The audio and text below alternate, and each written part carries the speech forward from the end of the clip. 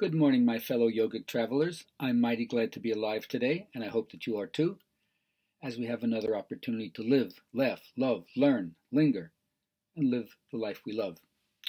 Today I'm talking about revisioning yoga, making it something much more luxuriant than just an asana class, taking it out of the closet, so to speak. Come out and live for what the yogic values are trying to tell you. And so that's what I call being engaged in the psychology of extroversion. Yes, I know that there's a certain way in which our culture drags you outside. You're always in the social net, always trying to produce, always trying to find the status symbols. It's so externalized. But the opposite is the introverted idea, the idea that your whole life is supposed to be some kind of ascetic renunciation. That's not integrated.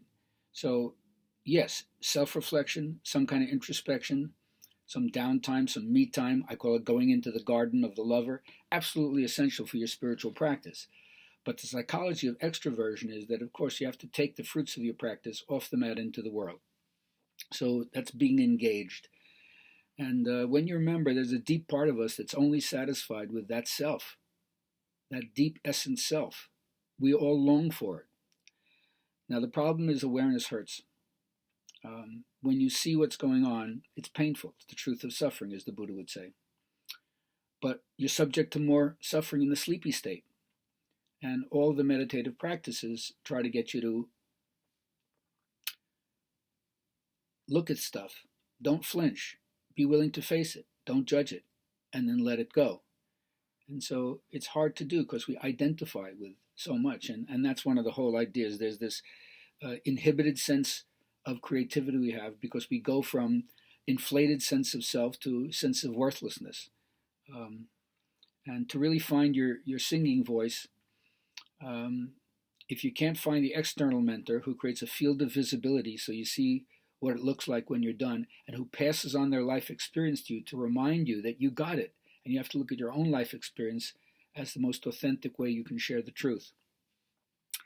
So it's important to reclaim our deep, our essence self, our psyche from religious and theoretical language, the trappings that are still biblical, a couple of thousand years old in terms of the grammar and how we choose to look at these big questions. And everybody comes in tormented in some way. And everybody, even if they don't say it, they're fluid in the language of suffering. Nobody tries to deny their suffering. Everybody feels their suffering is real. And so other people's pain is real also. But the idea is to have this, what I call romance with your imagination. If you literalize everything, you banish beauty to the back burner. And then you tend not to see what's directly in front of you. You're so preoccupied with your own melodrama that you're like claustrophobic and paranoid. You think everybody's out to get you. That's called the hell realm in Tibetan Buddhism. But you're not always striving to get on top, because when you're striving, your mind is on the future. And then the relationship between yourself and nowness gets clouded in some way. So everything gets organized around adaptation. And all the yoga suggestions, all the yoga tools, all the yoga forms is about helping you move through your life and get over the inflated sense of your self-worth, and also your own sense of worthlessness, the idealized version of you, the devalued version of you, and the confusion of identity that it creates. Isn't that what yoga says? That makes you restless and insecure, that you're taking yourself to be what's not really yourself, the misidentification, the false identification. So how do you drop that? Well, one way, of course, is like keep talking to people. I always say conversation is intercourse for the soul. Keep talking for people. I always invite you, reach out to me. I'd love to continue the conversation with anybody who wants to continue to share these things. And the key, of course, is to go beyond tribalism. Yoga, in my opinion, is a noble path, non-sectarian, non-racist, non-cultic, non-sexist. It tries to build a world of peace and justice. But it begins by doing it with each individual who's willing to commit themselves to the path, sacrifice to this primal power. I call it the great other. And notice the symbols, what I call the masks of God, which they reveal certain things and they conceal certain things. Which are the symbols that speak to you? Because they carry the projection of your psyche.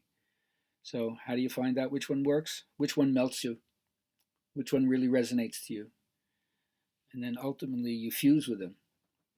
And you let your parents go, They're not your mentors.